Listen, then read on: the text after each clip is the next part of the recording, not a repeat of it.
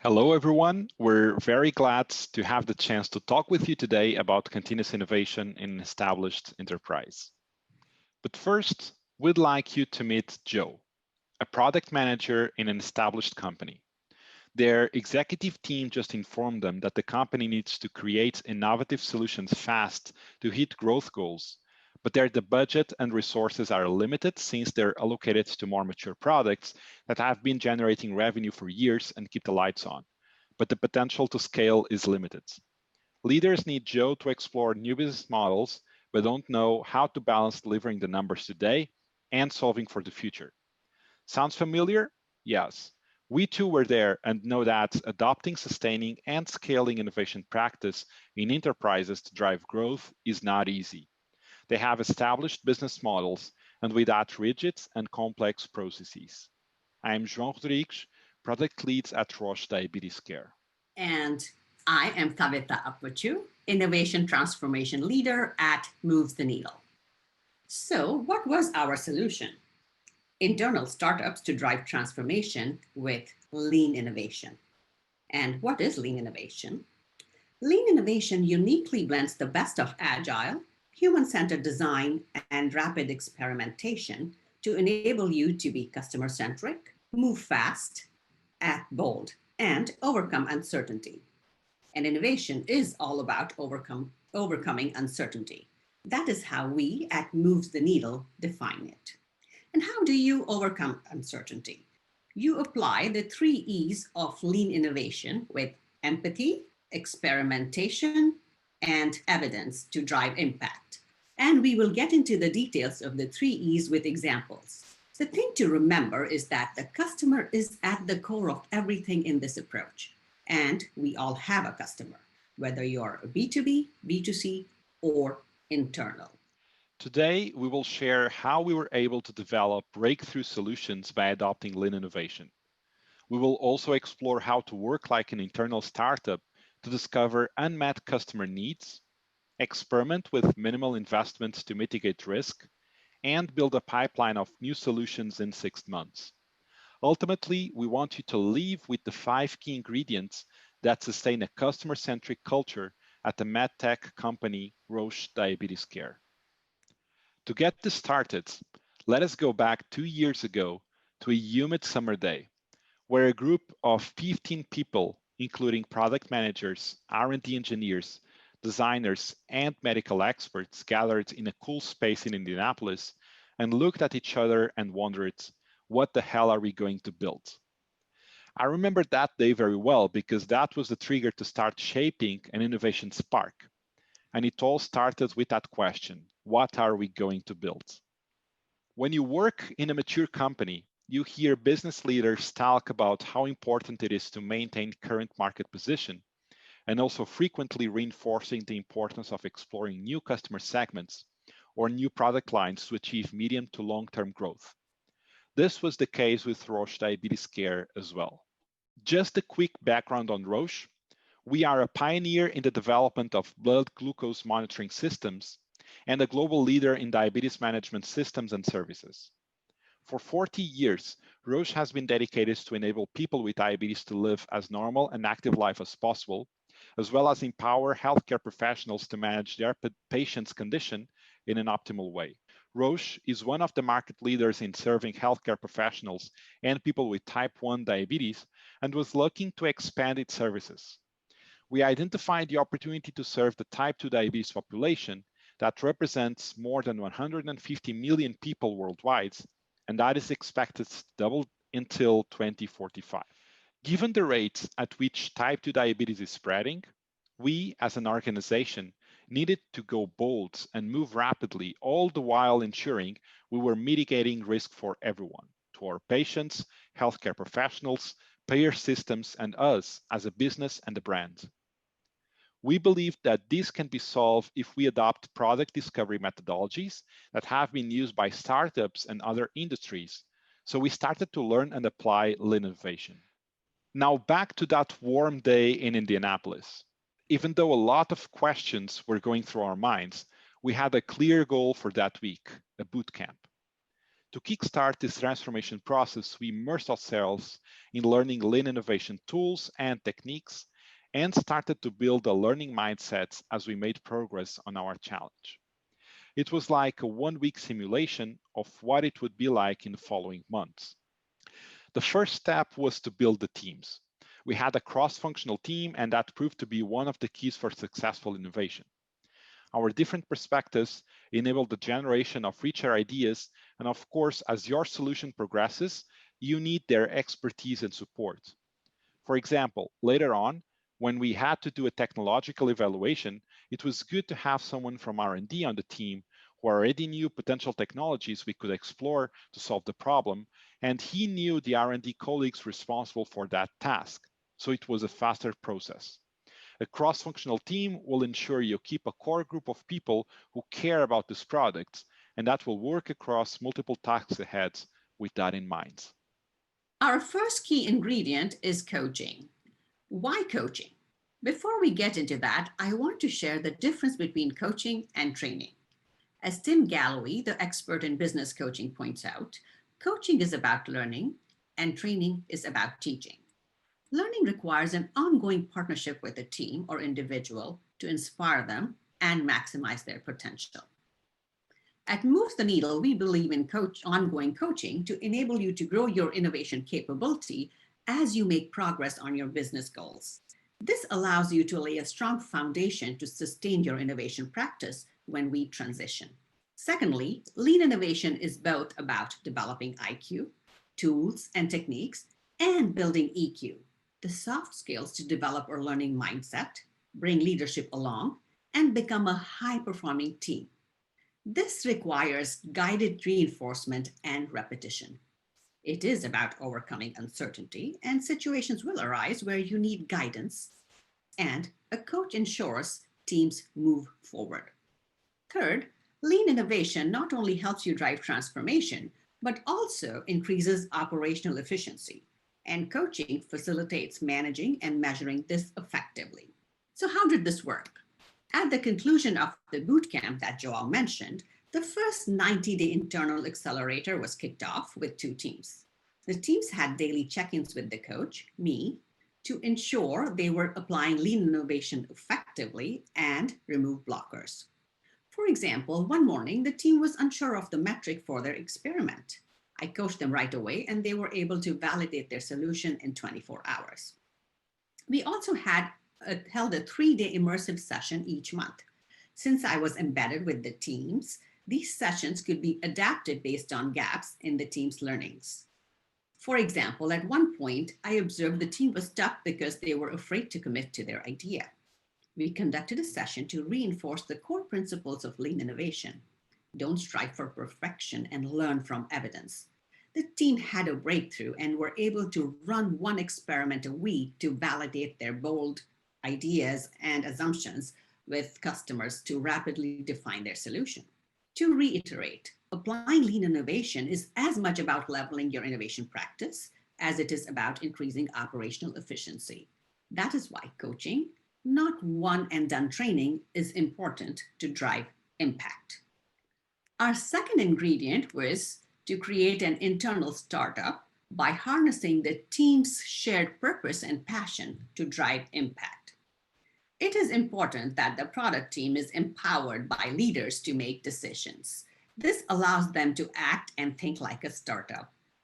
It is their own company, their product, and their incentives are aligned to the product's success or failure. Therefore, they will not make decisions to please business leaders, but rather to ensure they have a customer, a market, and the right product to solve a critical problem. Another thing to consider to build this internal entrepreneur or entrepreneur mindset is to find people with a shared purpose that are passionate about solving the problem and are willing to explore bold ideas by questioning status quo. This will help you get commitment fast and create a high-performing team. Now, how do you manage these internal startups? You focus on the 3 E's to overcome uncertainty: empathy, experimentation, and evidence that I had mentioned earlier. You start by gaining deep customer empathy, experiencing your customers' needs, pains firsthand, by actually talking to them or observing them. You then hypothesize about ways to solve that need, develop possible solutions, and run experiments to test your hypothesized solution to minimize risk. Finally, you use the evidence gained from these experiments to make quick decisions based on actual customer behavior. The three E's were critical to our team. We started talking with type 2 diabetes patients almost every day, and that gave us the perception of how it was to be on their shoes. We started to look to the world around us with totally different lenses. We then built mock-ups and prototypes that we took to those people with diabetes and observed how they use them. Here, a critical lesson learned would be to take as evidence what customers do, not what they say, as most of the times this was different. This enabled us to kill some ideas and iterate others, increasing the result of metrics that we defined for our experiments along the way. The three E's enabled us to get a better view of the customer, the problem to be solved, and the solution. After 3 months, our solution concept was way closer to the customer expectations. In some industries like pharma, a watch out for us was the need to gather evidence not only from patients, who are the end users, but also from our secondary customers like healthcare professionals and payer systems. And even though we applied new techniques in the organization, like the three E's, we still managed to integrate them into the existing stage-gated processes we have in the organization. We believe it's important to create disruptive innovation in an established enterprise, but not to silo those innovations from the organization itself. We used the evidence that was created and shown it at the typical go, no-go meetings in front of business leaders. And their reactions were very positive, since now they could see why we were making a decision to invest or to kill a product instead of being based on an untested business model. We were now in a position in a mature enterprise of having de-risked the product concept acceptance before building anything beyond mockups. The third thing we did was adopting growth board or investor model for governance. This is an integral part of lean innovation. Now, what are growth boards? Growth board comprises of a group of key leaders along with your initiative or project sponsor. The role of the growth board is to act like investors, asking themselves, should I invest in this internal startup? And to mentor the team by leading with questions and not being prescriptive. The teams benefit from having the opportunity to share their progress, outcomes, and decisions based on evidence, as well as blockers, and make asks to get input from leaders. The growth board members are usually a group of 3 to 7 leaders who should also be cross-functional and include your key stakeholders. It's good to have the business owner there together with the technical representative, and the others will very much depend on the type of solution being developed. They will bring the different expert views into their questions and feedback provided to the teams. However, this feedback should be deeply rooted into the evidence as well. The conversation shifts from maybe you should try A to what's the evidence you collected that B is the right thing to do. A great value we get from having growth board sessions is the opportunity to have leaders involved in solving blockers for the teams. As an example, one of the team needed support to make quick experiments with customers, something that is very challenging in highly regulated environments like pharma. That's when the team asked the business leader to act as their champion and work with legal and regulatory colleagues to find a quick solution to enable faster evidence. Making timely decisions about the product you're developing is critical. You don't want to rush and risk not having a viable product, but you also don't want to be slow and risk being late to the market. In order to avoid both, create a short cadence of activities. Typically, set outcomes for 90 days with one growth board every month to ensure that teams have the right balance between having time to make progress on empathy, experiments, and evidence, and ensuring they are self-assessing and pivoting if needed. In our teams, it happened at times that we were just doing experiment after experiment, but without making meaningful progress towards our predefined success metrics. Establishing a clear cadence forced us not to get lost during too much time and to define some rules to make sure that we continue to learn. As an example, one of the teams decided that if after 2 consecutive experiments, the metrics collected did not reach the desired outcome, the team would pivot a solution feature being tested. This helped to keep the learnings fresh while making faster progress towards the goal. As our last key ingredient, we'd like to talk about something very present in our minds at the moment. How to do all this structured innovation work if we are working from home and distributed in different time zones. In large enterprises, it is common that the best people that have the expertise you need to build a product are not based on the same location you are, and therefore needing to work within multiple time zones. We learned that being together, even if virtually only, is critical for decision making. However, we can transform being in different time zones into productivity benefits. Working between Europe and the US, the team managed to find 1 hour window when everyone had the time to catch up, plan, and share learnings. Besides that time, we divided and conquered on what the team committed to do by using online collaborative tools and actually achieved more because suddenly we had a 12 to 14 hours working day among all of us, so it's definitely possible but should be planned for.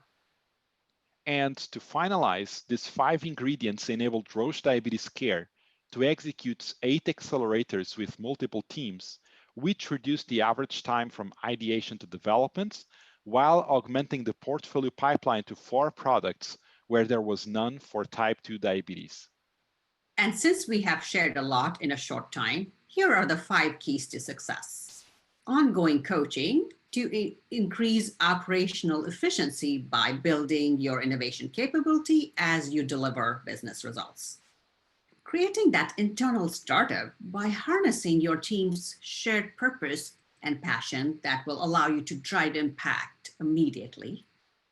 Bringing your leadership in with the growth board investor model to get buy-in and remove blockers. Work in short cadences that allows you to come up for air and reassess if you are tracking towards your outcomes and business goals. And this allows you to move rapidly. And last but not least, embrace distributed teams and use that as an advantage to increase productivity. We hope our journey and the keys to success provide you with a playbook and inspires you to lead transformation in your organization by embracing lean innovation to work like a startup to deliver products that create value. Thank you very much. Thank you.